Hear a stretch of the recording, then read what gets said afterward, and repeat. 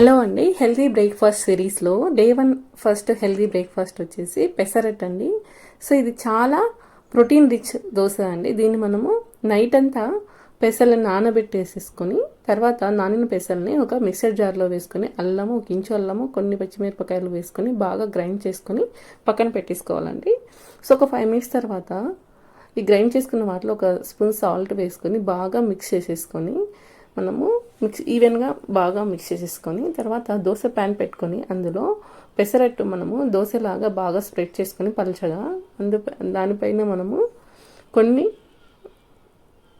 ఉల్లిపాయలు, కొంచెం జీలకర్ర వేసుకొని రెండు వైపులా కొంచెం ఆయిల్ వేసుకొని రెండు వైపులా కాల్చుకుంటే ఎంతో tasty and high protein dosa అనేది రెడీ అండి.